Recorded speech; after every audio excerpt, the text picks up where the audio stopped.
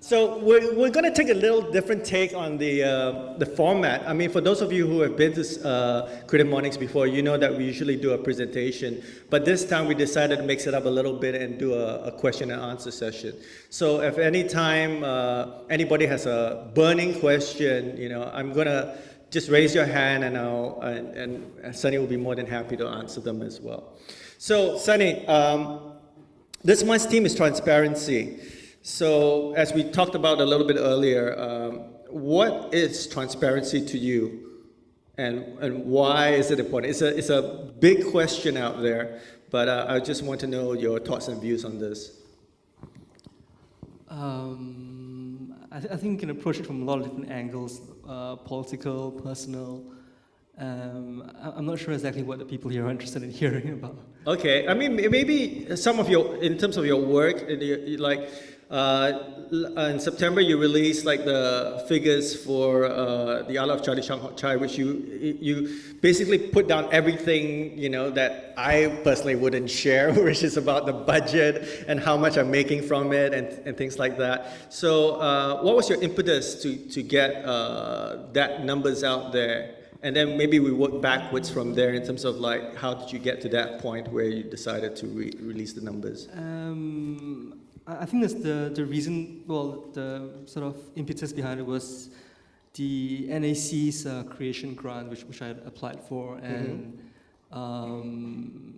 you guys have heard of the creation grant. It's the NAC's grant supposed to support new works. And nominally, it has a 50K cap if you're applying for it. So I had assumed that I would get somewhere close to that cap, and had gotten a lot less than half of that. Right. And I guess I was trying to talk about the sort of what it sort of costs to make a comic and how much you actually earn from it, just to start a conversation with the NAC at least about what they need to do to really support a graphic novel, right? Right. And also, I think a lot of people want to be involved in the arts, in comics, and so on, but when I was growing up, I had no idea what the numbers were, right? I was I want to be a comic artist, but I didn't have a clue how much you could make or how much you could, depending on what kind of comics you make and everything. And especially I think something if I look back at it, someone let's say Wee Tian Bing, who did a comic called The Celestial Zone and Return of the Condor Heroes, and I remember reading in the papers that he used to sell a million copies of his book, right? A million, that's wow. Crazy, right? And trying to figure out internationally, right? And I was like, this doesn't make any sense given the book industry and everything. And it's only recently when I talked to his publisher, Asia Pac, that I sort of understood how those numbers came about, right? Okay. Right. And so I think without a kind of transparency in numbers, we won't be able to understand how the industry works, and therefore won't be able to improve it. Right. Yeah. So in a sense, you did it for yourself in the first place, but in the end, it went out to the community. And has there been any response? What's the response like from the community after you released the numbers? Was people going ooh, ah? It's why are you doing this? Most of the feedback I got was very positive. They were glad to be able to see the numbers. Okay. And the NAC thing actually turned out to be quite positive in the sense that I actually had a talk with the people from the NAC, and we actually cleared up a lot of issues with the grant. Okay. For example, one being the 50K gap, right? So cap, sorry. Because me and another friend of mine, actually, we both applied having the same concept. We could apply to get 50K or thereabouts. Right. It turns out that the amount, the 50K, it's not stated officially, but only a small amount of that is meant for so-called artist fees, right? And the rest is actually meant for production, let's say, creating a new technology, a new platform, and also the different things which they don't actually state explicitly because they don't want to state it. Okay. The NAC's fear is that if you put like a actual cap, anyone who gets less than that will feel the ego bruised, right? Right. So once you clarify that, I think we're going to move forward by making it a bit more explicit so that people who apply for the grant in the future will know exactly what they need to do to get as much out of it as possible. Right. So that lends itself also to this other area that it's maybe a little bit more controversial, but your thoughts on obviously with the censorship issue and things like that, and artists' rights, and how you feel about those sort of issues in Singapore and also internationally, because censorship is not just an issue in Singapore, it's also an issue around the world. And I think sometimes we tend to forget that because we think that, oh, it's a Singapore thing because we're famous for censorship. But it does exist in other places. So if you could share a little bit about that in terms of the work that you've been doing. I mean, the censorship with regards to Charlie Chai Not Chai was basically the withdrawal of the NAC grant when the book was published last year in Singapore. And I guess in Singapore, the way they censor things is a bit more subtle than in other countries. Like, they don't ban books per se. They find different mechanisms to sort of restrict access, or in this case, not give a grant, right? So I think Singapore is a bit more sophisticated, or a lot more sophisticated than a lot of other countries, and that makes it, I think, less repressive, but at the same time, you still have to kind of navigate the So it's more like a gray area, you think, in Singapore. Sometimes you don't know where you hit those kind of like OB markers or something like that. That's why they're called OB markers. It's sort of very gray areas that you're never quite sure where they are. Yeah. Okay, and have you actually, I mean, you've been to some cons, you're very connected to the Southeast Asia community in terms of artists through Liquid City. How are they dealing with the idea of censorship in terms of their work, in terms of international artists outside of Singapore, in terms of what you've talked to them about it or feedback from them? I guess the only people I've really talked to are the ones in Malaysia, and when Charlie Chan came out, I think a few of them actually asked me, would I do a book like that about Malaysia? And I told them, you guys are in Malaysia, you should be doing it yourself, right? The book like this. And the response across the board was that you can really get in trouble in Malaysia, like real trouble. Like Singapore is like fake trouble, like you just lose a grant, but in Malaysia you can get arrested, you can get, like they Zuna, still have the ISA Act. Yeah, like Zuna, for example, right. has his books confiscated. He has been called up to the police station several times. Wow. So, and I'm sure it's much worse in North Korea, China, and those places. So, I think outside of places like the US and maybe the UK and Europe, I think most countries have different levels of censorship that they have to deal with. It's like the Comic Codes Authority in the 60s, right? In the US, when they had that idea of, I think, sort of like rating the books also. Yeah. Rating the books. Yeah, like for general audiences or more mature audiences and things like that also. Oh, actually, that's a very complicated thing. You guys know about the famous US case, right, in the 60s, was it? Yeah, I think it was in the 60s, the Comic Codes Authority. A psychologist called Frederick Wertham produced a book called The Seduction of the Innocent, which was a book about how comics corrupted youths in the US, especially horror and crime comics. Subsequently, the research has been proven to be bogus, of course, but the reaction from the industry was, I think one publisher proposed a sort of self-censorship where you had to get a comics authority code approval in order to publish a comic. Right. And that led to basically the decimation of the certain genres. Horror and crime were kind of wiped out, well, not wiped out, but the sales were, fell. And that's basically how the superhero comics became the dominant force in the US, I think. So it was interesting, sort of combination of events, I think, that led to the current US market where superheroes are the sort of dominant genre. Okay. And what about your own work as a creator? When you think about storytelling, obviously you're throwing it out there in terms of like all your using your imagination and your creative strengths to tell a story. And how does that, are there stories that you would personally not tell because of personal reasons, or you fear that maybe there's no audience for that, or you could run into some trouble or things like that? Any kind of restrictions you feel, or what kind of stories do you like to tell? I mean, based on your work, and what would you like to do in the future, or are you going to continue in the same vein, or have you got anything in the works that we should know about, that we will be curious about? I guess it evolves a little bit, but I've always been interested in sort of social, political issues. My first comic was for the new paper called my Frankie and Pooh, which was a comic strip based in Singapore and about two characters who were talking about politics and social issues in Singapore. Right. Obviously when I'm working with writers and I'm just the artist, then the stories are the writer's own sort of preoccupations. But when I'm doing my own writing, I tend to be interested in, how do I put this? I was listening to an interview with David Simon recently on YouTube. David Simon is creator of the TV series called The Wire in the US.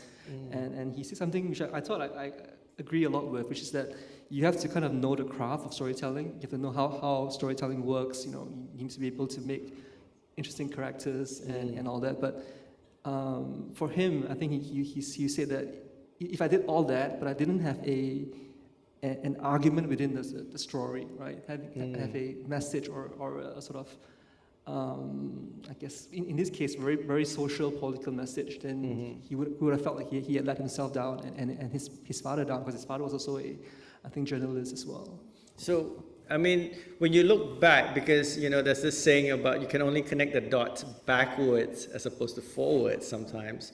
What would you say are the themes? I mean, you mentioned social political stuff, but what specifically do you think you are trying to say, or what do you hope the readers get from your work? And maybe you can share some of the feedback that you've gotten from Charlie Chan, as well as some of your earlier works as well. I think, like I said, it's evolved over time. Like when I was doing Melinky Robot, those were very short stories, and they were mainly focused on slice of life stories. Right? So they were just trying to capture certain moments in life. Whereas Charlie Chan is a whole different kettle of fish, right? It's dealing with Singapore's history. Right. And I guess a lot of people think that because of the grant withdrawal and everything else, that it's about being sort of against the mainstream Singapore story, right? It's trying to push like a left-wing revisionist narrative. But I think there's enough in the book that sort of undercuts both versions. Like I think I'm trying to question narratives in general. That's kind of where I'm coming from, right? To make the reader aware that you need to approach any text in a critical manner, right? And not just accept what you're told, right? Whether by the government or by me or anybody else. Right. So do you think some of your upbringing has actually, how does that influence your work in terms of like what you're doing now? Because usually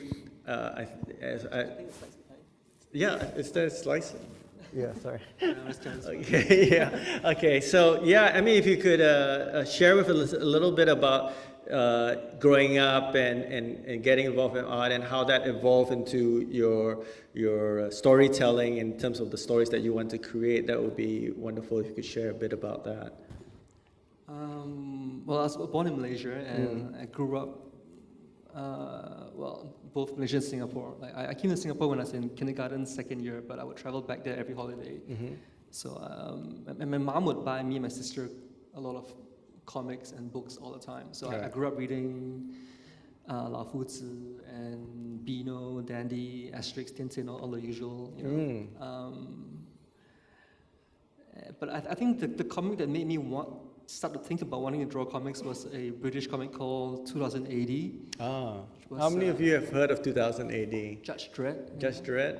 A couple of people? Cool. Yeah, so that comic was kind of mind blowing for me at the time because it was a bit more adult. Yeah, right. And they had 5 different stories every week, 5 different artists, 5 different styles. So it was sort of a different, like if you read like a Archie comic, it looks kind of homogeneous, right? Everything's the same. Whereas in 2080, they had like 5 very different styles going on every other week. So it sort of opened my mind up to what comics could do, the range of it, I think. Yeah. Okay, and so past the point of inspiration, how do you, I mean, that's the creative journey of like getting inspired by the art to say like, I want to make comics. And then there's the reality of like, how do I actually make a living making comics and actually creating comics when there's, I mean, not to say there's no industry in Singapore, but there's hardly an industry in Singapore, probably at that time, or in Malaysia when you wanted to do books. How did you kind of like, was it a series of interesting events? Or I remember you telling me once about meeting Chris Claremont and a con as well. And maybe you'd like to talk a little bit about that. Okay, so if I backtrack a bit, when I finished my degree in the UK, I came back to Singapore. I wanted to do comics. I was sure I wanted to do something arts related, but I had no clue how to go about it. And you know, so I was one point where I put out a poster that said, if you want to make comics, please call me. I went to all the bookstores like Borders and when it still existed. Wow, that's Borders. fantastic. Yeah, I put it up on posters and people actually wrote in. They sent in their portfolios and everything, you know, and I thought, yeah, we want to create an anthology of comics here, but you know, obviously money is a big issue in all these cases, and I could never figure out how to fund any of these things. Right. So was NEC existing at that time? Were there grants available or not really? They didn't even exist? I had no idea NEC existed. I mean, I'm sure it was there, but I was too young to kind of be aware of it. Sure. So eventually, I decided to go to art school, basically, because I felt I didn't know enough about comics, didn't know enough about art to really do anything. Right? Was that a tough decision in terms of your family, your parents? Did they say like, what is this art thing that you want to do? It's like, I don't understand it.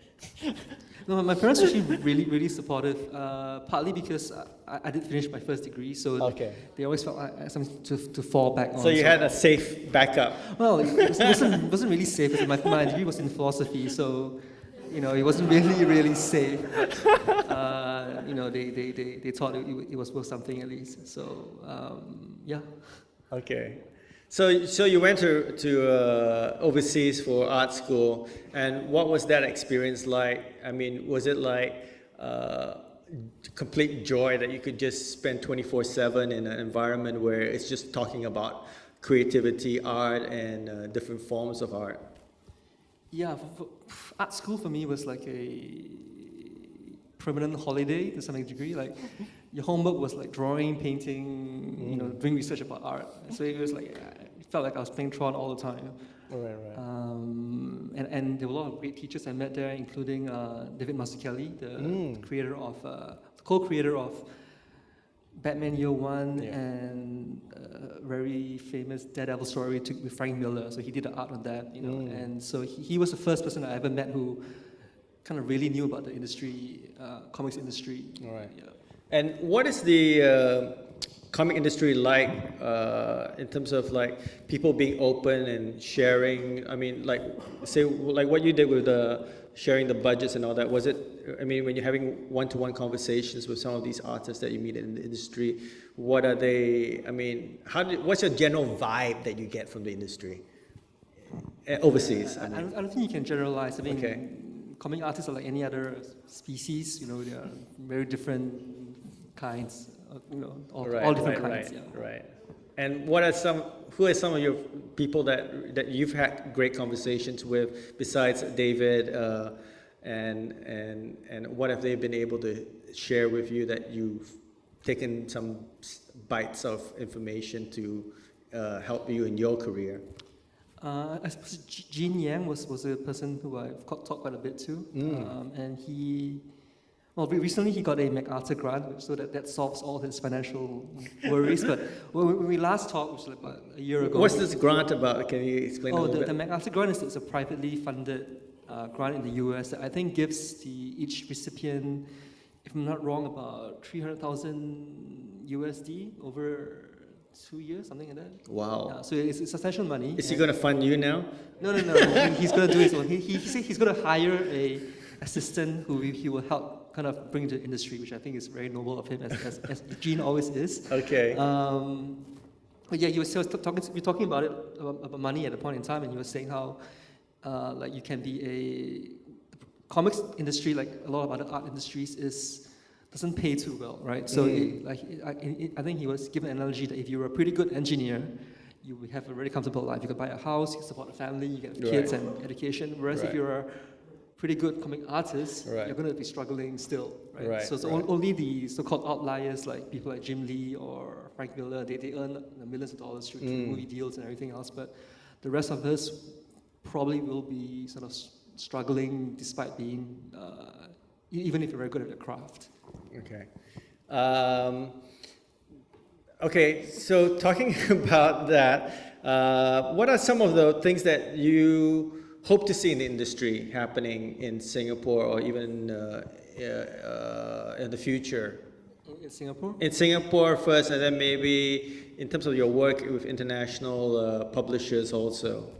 Are they more open to content coming out? I know Liquid City for me was a phenomenal breakthrough. I mean, because you really put together a whole bunch of artists, and it's almost like a very selfless act by gathering artists together, because it's almost like herding cats and bringing them together to actually work in a unified kind of manner. Yeah, I mean, Liquid City was an interesting experience. Like a lot of artists I know regionally now, I would never have met if not for the project. People from Malaysia, Philippines, so on. And I think the market today really is very open in the US, right? I think especially with like Image Comics, for example, where people are everything's creator owned, and with the internet, with Kickstarter, with all the other options, I think it's very open, which also is a good and bad thing. It's a good thing because anyone can do anything they want. At the same time, competition is a lot fiercer, I think. Yeah. Right. You ever thought of being a publisher of other people's work yourself? I mean, like for Image Comics, it started out as an artist, and then he became a publisher. Then he became like this mega millionaire merchandising stuff as well. What's your level of ambition, or are you happy with where you are at now, or is there anywhere you would like to things that you like to try? I wouldn't even say like going higher up, but I mean things that you feel that you haven't explored yet in the industry that you might want to contribute. I have been thinking about somehow creating a sort of web comics portal that local artists, Southeast Asia artists could publish at, and then those that are popular become books later on. But again, where does the money come from, right? I mean, with Image Comics, it was created by Todd McFarlane and a couple of the other Image guys who had made millions of dollars with their Marvel work, because they happen to have been doing comics at a time where there was a bubble in the US, the speculative bubble. So people will buy like 3 different versions of the same comic just to speculate that it will actually go in price later. And so the comic book sales back then were a whole different scale for a short time in the US, and they made up the fortune during that period. Right, from Spider-Man days to... So for myself, I can't afford to be a publisher. Okay. Maybe you could find some venture capitalists in Singapore or some startup organization that might have some VC funding. Yeah, sure. Yeah. We're running out of time. If anyone, I think let's throw it open to the audience. Does anybody have a question for Sonny that they would like to ask? Yes? No? Everyone hasn't had enough coffee yet? Okay, the lady in front, please. Maybe I didn't listen properly. My name is Amanda Ong, but will you consider, or did you do, or are you going into the China market? Oh, the China market. China market is. Everyone tells me it's very tough. It's very. Also, okay, one problem is censorship in China. So a lot of things you can't talk about when you're doing China market. Second, another problem is piracy. Once anything goes there, get pirated, you can't really control it. Yeah, I think the thing about China is that you can put money in, but it's hard getting money out. Yeah, people think of the big market and think of it as a sort of an incredible opportunity, but it's very tough to get into it. Yeah. Yeah. Any other questions? Ian, you must have questions. You were a speaker last month. Oh, okay. The lady over there. Thank you. I just want to ask about the research process that went into Charlie Chan. So how hard was it to find information on the alternative history of Singapore? That's a good one. It wasn't actually too difficult because in the last 10, 20 years, there have been a lot of books published about the sort of revisionist history of Singapore. So the information is out there, just that you don't see it as much in the mainstream media. But Any particular titles that or research that you found most useful in your preparation? Nothing in particular, but I mean, books like I can't remember the titles of these books now. It's like, it's like a year and a half ago. But actually, I can't remember any names now. Okay, that's okay. So It'll be on his blog. there were accounts on the May 13 student riots or protests. There's a whole book on that. Hong Li Sai has a book about different alternative histories of Singapore, and even the book by, I think it's called The Singapore Story, the big hardcover by, I want to say Bala Singh and Chow, but that could be totally wrong. That's okay. Yeah. So there's stuff, it's easy to find the materials out there. I think the issue is more to do with, if you want to do primary research, you want to do like the actual research of the archives, it's a lot more tricky. You have to actually be a historian, you have to go to the archives in the UK to find all the material. But if you're doing secondary research, it's quite easy to find all that stuff. And what's the duration of the research? I mean, was it relatively fast or slow, or in terms of what you had to, the time?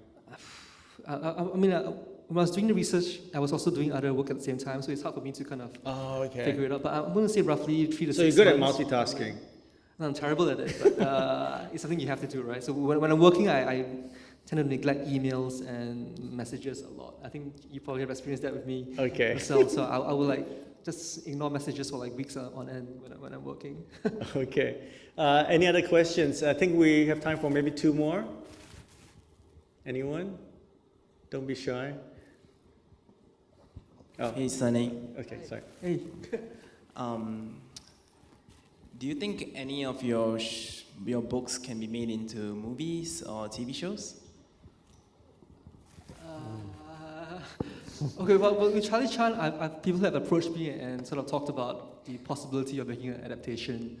Obviously there are a lot of things you have to consider. Any comic converted to another medium is going to be tricky, but especially Charlie Chan, and sort of it's different styles and formats. It's going to be tricky, but I don't know. I think it's possible. The movie that I always think about when I think about adaptation would be American Splendor, which is based on Harvey Picard's comics. I think they did it in a very interesting way where they had an actor playing him, but also him, the real person, appearing on the screen at the same time. So there was this kind of a metal fictional thing going on, which was really interesting. Okay, cool. The gentleman over there. Could you just wait for the mic? Thank you. My name is Peter Morgan. So I'm wondering about what you think about the impact of censorship on this general creativity in the community. I mean, I think what you said at the start about there's sort of a continuum, and maybe Singapore is this fake punishment or whatever, not as serious as it could be in other places. But on the other hand, it feels to me like it's different than somewhere in North America or Europe. But I'm just wondering, do you think there is a kind of, whether it's explicit or just impact on the creative community in Singapore? Well, my sense is, just based on the idea of the NAC not funding certain things, I think that creates a problem in Singapore because I would assume that things not being funded are the sort of more angry or anti-government voices. And probably also people from, how do I put this? People who can afford to do art would then therefore be from middle or upper class backgrounds, right? So you end up losing a lot of voices from the lower income classes, or what you call it, right? So I think that creates a problem because then you just lose that voice in Singapore, I think, and that's a problem, I think, in the long run. It's almost like there's an opportunity. Like in music, I listen to YouTube music, Yeah. Singapore bands, and I find that they're all so middle class sounding that it's just you can't find any. Where's the edge? Where's the edge? Yeah, Exactly, we're looking right? for the edge. And even like myself, I was come from a middle class family, and I think most theatre actors I've met come from middle class family. So you definitely lose a lot of voices in Singapore because of that, I think. Right. Okay. One last question. Who would like to ask the last question before we wrap up and go to work? Okay. Well, it's a two-parter actually. So the first question is, what makes you come alive? I know you talk about social politics and all that, so can you explain a little bit more? And the other thing, I think to Michael's question, I think he asked about what's your next project. So I'd love to hear more. Thanks. So this are, I think, kind of tied together.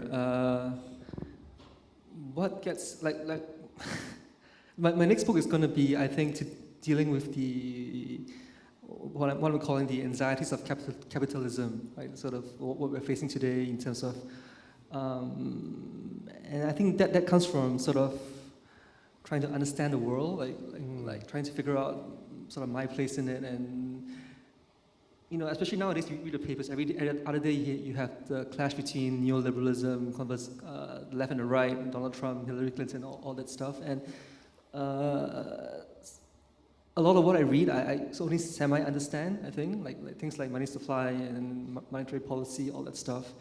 So I'm in a similar place, I think, now with regards to that I was with Singapore history before I did Charlie Chan Nok Chai, which was that I had a vague inclination, notion that there was a mainstream story and a sort of revisionist history, but both sides were kind of very vague to me. So it was only when I started doing research that I got a handle on things, and I'm hoping that